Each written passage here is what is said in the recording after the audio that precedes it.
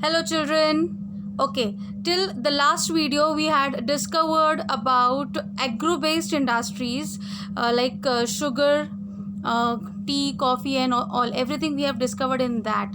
Now, we have to move towards mineral based industries. Earth is full of important resources like minerals and ores, which are a key to our industrial and economic development. Manufacturing industries which use minerals as raw material are called mineral based industries. So, Earth is full of minerals, mineral resources. We know that we had studied in our previous chapter. So, what is required for mineral based industries as a raw material? Of course, minerals are required as raw material for the mineral based industries. In this module, we will study in detail about the iron and steel industry, aluminium smelting, and chemical industry with a special emphasis on petrochemicals. So, all these things we are going to learn in this module. All industries need machines, and iron and steel are basic materials used for to manufacture machines. So whichever industry you prefer, you wish to start, you need certain machineries, but those machineries are made up or manufactured by using steel, iron and steel. Thus the iron and steel industry is the basic industry on which all other industries depend. So iron and steel industries are the most important industries because they provide the thing from which machineries can be prepared, and they are the base, and on depending on them other industries they work. In fact, the production and per capita consumption of steel is a measure of country's economic development. So whatever amount of steel we consume, it generates economic development of our country, so it is very important. Steel is used as a construction material and in the manufacture of a large number of medical, defense, communication and consumer goods. The main raw materials used in the iron and steel industry are iron ore, coal and limestone. So these are the three basic raw materials which are used to produce steel. Okay, what is that? Iron ore, coal and limestone. These are the three basic raw materials. Since the raw material and finished products of iron and steel industries are quite bulky, these industries must be located near the mining areas of the required minerals and must be connected by a good transport network. So the raw material required for iron and steel industry and the finished product, okay, both the things are bulky. Bulky means they are heavy. So what you need to do, you have to have the minerals connected, your mineral resources, that area, mining area, need to be connected closely to the industries, so that transportation should be done properly. Since the material is heavy, both the types of transportation, from mining area to industry and from industry to the market, so your location for the iron and steel industry should be ideal one. The production of iron begins by mixing four parts of iron ore. Now we are going to see in detail how iron and steel are produced. What is the process? So the production of iron begins by mixing four parts of iron ore with two parts of cooking coal and one part of limestone, and adding this mixture to the blast furnace where iron gets melted and converted into steel. So what is the proportion used to produce iron or steel is you need four parts of iron ore, two parts of cooking coal and one part of limestone. This mixture is mixed into the blast furnace, as you can see in the first image.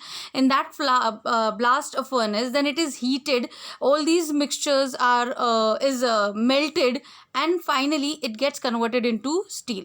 A small portion of manganese is also added to harden the steel. Steel is a hard metal, okay, and due since it needs to be get hardened and it is hard. Why it is hard? Because manganese is added, little portion of a small portion of manganese added to it. Molten iron from the blast furnace is poured into a mold called pigs to produce a pig iron. So this molten iron from the blast furnace, it is poured into a mold, and that mold is called pig, okay, or pigs. So these pigs are used to produce pig iron. Pig iron is melted, purified, and alloyed.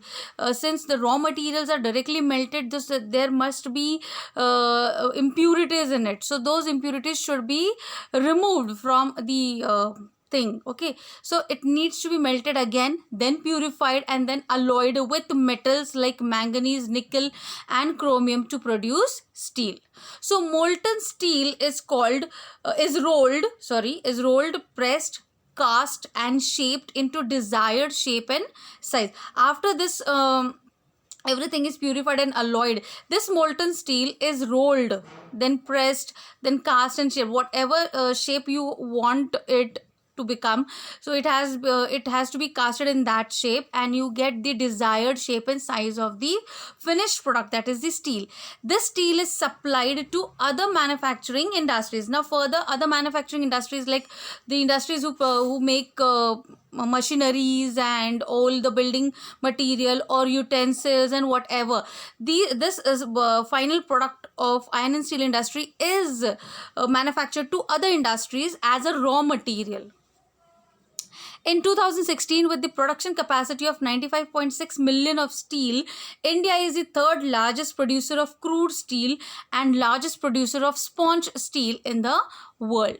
However, the per capita consumption of steel in India is only 95.6 kg as compared to China, where it is over 808 kg. So what we are using very less amount of steel as compared to China, where we are using 95.6 kgs, and China on the other hand is using 808 kgs of steel.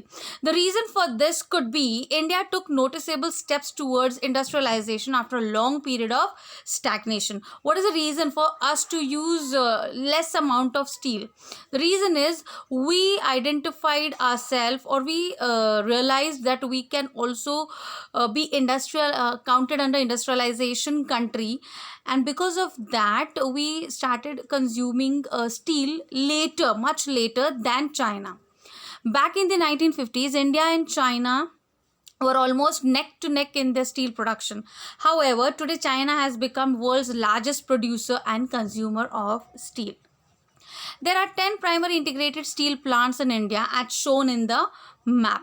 These integrated plants handle all the stages of steel production that we had seen just now, from putting together raw material to steel making and rolling and shaping.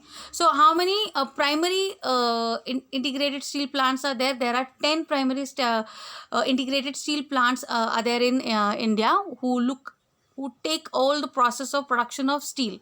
Besides the 10 primary integrated steel plants, India has many mini steel plants that produce customized alloy steel using scrap iron or sponge iron as a raw material.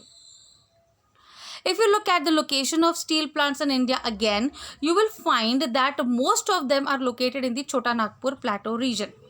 Now question may be asked that why steel production or steel plants are almost located in the Chota Nagpur Plateau region.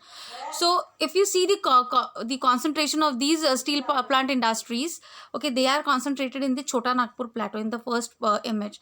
The reason is because of the availability of inexpensive high grade raw material. Near the Chota Nagpur Plateau, you will find the high grade raw material easily available, inexpensive high grade raw material which is easily available in Chota Nagpur Plateau, and abundant cheap labor. You will find labor available over there who are ready to work at low cost. Okay, so that is why these industries are located in Chota Nagpur Plateau. There is a vast potential to the growth of the iron and steel industry in India. The main challenges faced by the industry is in realizing its full potential are limited supply of expensive coal, unreliable power supply, low output of labor, and poor infrastructure. So what are the challenges faced by iron and steel industry? The challenges are limited supply of expensive coal. Whatever coal is required to produce iron and steel, that is very limited. Okay, unreliable power supply is not constant. There is a shutdown and like that. These problems are there over there. And poor infrastructure. and low output of labor. So these are the challenges faced by iron and steel industries in India. Despite all the challenges, the future of India's iron and steel industry is bright due to India's liberalization policy, foreign direct investment in the industry. The industry needs to focus on research and development efforts to become a competitive steel manufacturing force in the market. Then only we have the bright future in iron and steel industries. Okay. Now let us move towards aluminium. Till now we have seen about iron and steel industry. Now we are going to see aluminium, where it is used, how it is produced, and what kind of things are produced from the end material or the end product of aluminium. So aluminium is a lightweight, corrosion resistant metal with excellent malleability and ductility. Aluminium is good conductor of heat and electricity and can be alloyed with other metals to make it stronger. So this is aluminium, which is lightweight. Though it is lightweight, it is corrosion resistant metal with excellent malleability and ductility. It is a good conductor of heat and electricity. Okay. Aluminum is used in making of large number of items, from wires and cables to kitchen utensils to aircraft. So many things can be produced from aluminium. Aluminum is increasingly being used by substitute for steel, copper, zinc and lead in several industries. So several industries have started using aluminum instead of using steel, copper, zinc and lead. The process of deriving metallic aluminum from its ore is called aluminum smelting. We never get directly aluminum from the minerals or rocks. Okay, so we have to go undergo certain processes. The raw material of aluminum has to undergo certain processes to get the final product, that is aluminum. How we get iron from the iron ore? Iron is obtained from iron ore. So aluminum, to get into its final process, or when it gets the final form, it has to go through the aluminum smelting. After iron and steel, aluminum smelting is the second most important metallurgical industry in India. Bauxite. Now how it is prepared? Bauxite, a dark reddish mineral, is the chief ore of aluminium. So what is the chief ore, main ore to produce aluminium? That is bauxite. As you can see in the picture, it is a dark reddish mineral. Okay, and bauxite needs to be converted into a fine salt like white powder called alumina. Then bauxite is grinded and it is converted into fine powder, and that powder gets whitish, and that powder is called alumina. Before metallic aluminum can be extracted from it, the manufacturing process of aluminium begins at an alumina refinery. Okay, here bauxite is crushed and alumina is obtained using certain chemicals. 4 to 6 tons of bauxite yields around 2 tons of alumina. For getting 2 tons of alumina, you need 4 to 6 tons of bauxite. Okay, further grinding and then you get 2 tons of alumina. Alumina is transported to an aluminium smelting plant along with 2 more raw materials. Those raw materials are calcinated petroleum coke from a refinery and pitch from a colliery. For aluminium, only alumina which is obtained from bauxite is not sufficient. You need 2 more material. Those 2 more materials are calcinated petroleum coke and pitch. Okay, these 2 materials are put together with alumina, and they are taken to aluminum smelting plant. At the smelting plant, aluminum is derived from alumina through an electrolytic process. 2 tons of alumina yields around 1 ton of aluminium. Processing 1 ton of alumina uses 18,600 kilovolt hours of electricity. So in the smelting plant, all these things are mixed together and they are smelted, they are burned, they are boiled, or they are melted. Okay, and from that we get the final product, that is aluminium.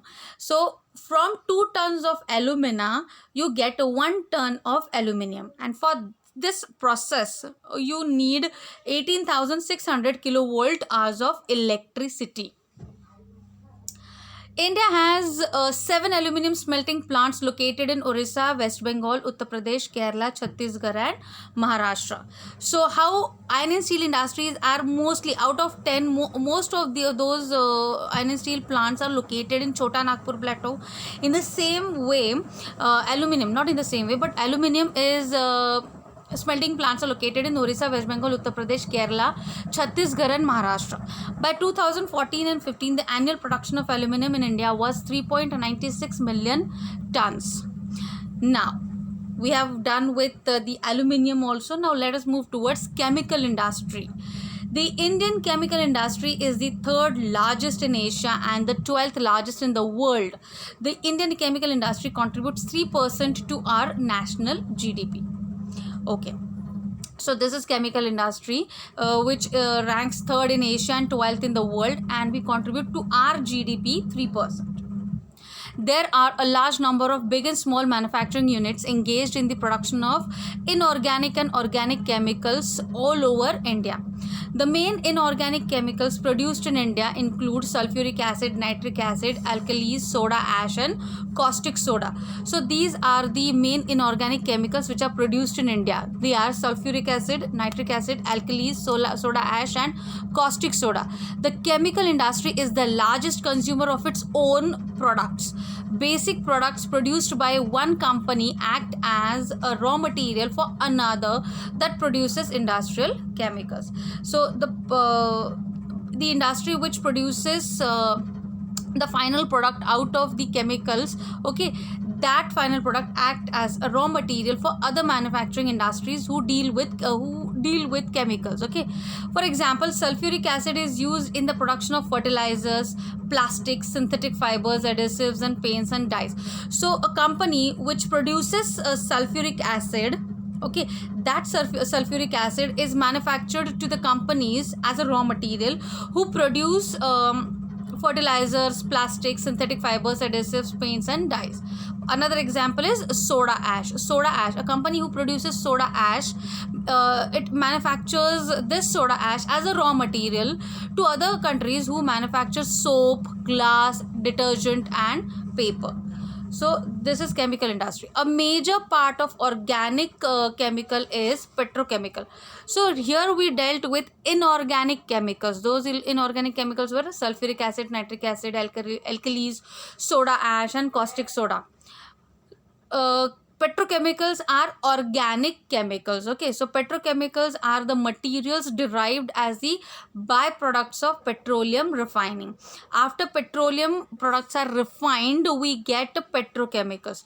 Thus, mixed organic chemical industries, this makes organic chemical industries, thus mixed organic, oh, I'm so sorry. Yeah, this mixed organic chemical industries are located near refineries. That is why the organic chemical industries are located near refineries where petroleum, this raw material is processed, and its byproduct, which is petrochemical, is finally produced. Petrochemicals are used to manufacture synthetic fiber. So for what things petrochemicals are used? They are used to manufacture synthetic fibers, synthetic rubbers, dyes, paints, fertilizers, adhesives, and medicinal drugs. One of the main factors that brought about the green revolution in India was the use of artificial fertilizers. We have learned about it, green revolution and all. So which things brought green revolution in India? The use of artificial fertilizers. The Indian fertilizer industry produces nitrogenous fertilizers like urea, phosphate fertilizers, fertilizers like diammonia phosphate, and other complex fertilizers that are combinations of nitrogen, phosphate, and potash. So the Indian fertilizers, they produce nitrogenous fertilizers like urea, and other phosphate fertilizers like diammonium phosphate, and other complex fertilizers that are combinations of nitrogen, phosphate, and potash. Okay, potash is the name given to potassium carbonate and several other salts that contain potassium. It is important for the growth of plants. So why there is a lot of demand for potassium? Because it is good for the growth of plants. However, India doesn't have any usable mineral reserves of potash. We don't have any reserves of potash. Okay, thus Indian fertilizer industry has to import all the potash it requires from other countries. So we have to import potash. We don't have any natural potash reserves in India. At present, there are 57 fertilizer manufacturing units in India that produce nitrogenous and complex nitrogenous fertilizers. So how many fertilizer manufacturing units are there in India? 57. Besides, there are 29 units dedicated to the production of urea, 9 for ammonium phosphate, and around 68 smaller units to produce single superphosphate. So these are the chemical industries which are divided into, among 57, 29 of them they produce urea, 9 produce ammonium phosphate, and 68 smaller units they produce single superphosphate. There are 10 public sector companies producing fertilizers and 1 cooperative sector unit at Hazira in Gujarat that is run by the Fertilizer Corporation of India Limited. The states of Gujarat, Tamil Nadu, Uttar Pradesh, Punjab and Kerala produce nearly 50% of the total fertilizer production in India. The other fertilizer producing states are Andhra Pradesh, Orissa, Rajasthan, Bihar, Maharashtra, Assam, West Bengal, Goa, Delhi, Madhya Pradesh and Karnataka. Now, cement. Cement is essential for the construction activities such as building houses, factories, bridges, roads, airports, dams and other commercial establishments. The start of the cement industry in India takes back to 1904 when the first cement plant was set up in Chennai. In 1989, the government introduced several policy reforms like decontrol of cement pricing and distribution. Because of this, a rapid growth and expansion of cement industry took place. Besides the large domestic demands, the Indian cement industry exports cement to countries in East Asia, Middle East, Africa and South Asia. The cement industry uses heavy raw materials such as limestone, silica, alumina and gypsum in bulk quantities. It requires large quantities of coal, electricity, a good railways and port transportation to meet nationwide and export demands. This mixed cement plants are located near limestone quarries. The main cement producing states in India are Gujarat, Rajasthan, Madhya Pradesh, Andhra Pradesh, Karnataka and Maharashtra. Now that was cement industry. Now let us move towards automobile industry. How do you come to school every day? If your home is not within walking distance, you must be using some means of transport like cycle, scooter, motorcycle, car, bus or a three-wheeler, etc. India has an automobile industry that produces passenger goods transport vehicles. Okay. The Indian automobile industry has tremendous growth in the last 15 years. The entry of new manufacturers and models, an increase in domestic demands, foreign direct investment and introduction of the latest technology are the factors that have contributed to this growth. Okay, so what are the reasons for the growth in automobile industry? The reasons are the entry of new manufacturers. New manufacturers, as you can see in the image, BMW, Chevrolet and all such examples. These new manufacturers have invested a lot in these industries. Another reason is an increase in the domestic demands. People have also started buying these automobiles. Then foreign direct investment. Foreign countries have also started investing in our industries, automobile industries, and introduction of latest technology. All these factors are responsible for the growth of automobile industry in India. At present, there are 15 manufacturers of passenger cars and multi-utility vehicles, 9 of commercial vehicles and 14 of the 2 to 3 wheelers. Okay. The production centers of the Indian automobile industry are at Delhi, Gurgaon, Lucknow, Indore, Jamshedpur, Kolkata, Hyderabad, Chennai, Bangalore, Pune and Mumbai. So these are the production centers of Indian automobile industry. So in this video we had studied till the from iron and steel industry till the automobile industries. Okay, in the next and the last video we are going to deal with telecommunication and information technology and electronic industry, and then what are the adverse effects of all these industries on the environment. So we are going to study all these parts in our last video of this chapter. Till then, please go through the videos, read the main points, underline them in your refresher as well as the textbook. Okay, till then, bye.